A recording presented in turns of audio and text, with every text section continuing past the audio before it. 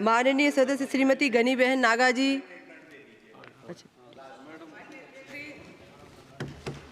આપના માધ્યમથી મહિલા અને બાળ વિકાસ મંત્રીનું ધ્યાન દોરવા માગું છું કે સમગ્ર દેશમાં ICDS દ્વારા 0 થી 6 વર્ષના બાળકોને આંગણવાડી મારફત કુપોષણ દૂર કરવાનું કામ કરે છે, તેમજ ગર્ભવતી મહિલાઓ અને બાળકોને તમામ રોગોથી મુક્ત રહેવા માટે રસીકરણનું કામ કરે છે।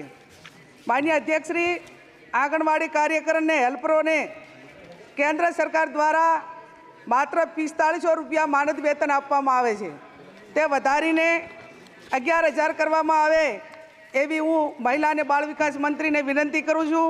સાથે સાથે માનનીય અધ્યક્ષશ્રી, એપ્રિલ 2022માં ગુજરાત આંગણવાડી કાર્યકર સંગઠન દ્વારા સુપ્રીમ કોર્ટમાં ગ્રેજ્યુએટી ફંડ આપવા માટે એક પિટિશન દાખલ કરવામાં આવી હતી।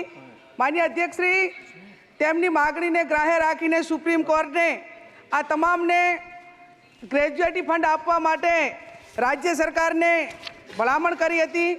તેના સામે રાજ્ય સરકાર 2023માં એક રિવ્યુ પિટિશન દાખલ કરેલી હતી, તે પણ સુપ્રીમ કોર્ટે આંગણવાડી કાર્યકરો અને હેલ્પરોના ફેવરમાં જજમેન્ટ આપેલું છે।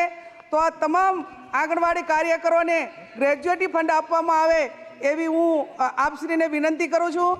સાથે સાથે આંગણવાડી કાર્યકરોને જે મકાનો બનાસકાંઠા જિલ્લામાં 300 જેટલા મકાનો બાકી છે, એ મનરેગા યોજના હેઠળ બાંધકામ કરીને નવા આંગણવાડીના મકાન બનાવવામાં આવે એવી હું આપ પાસે વિનંતી કરું છું।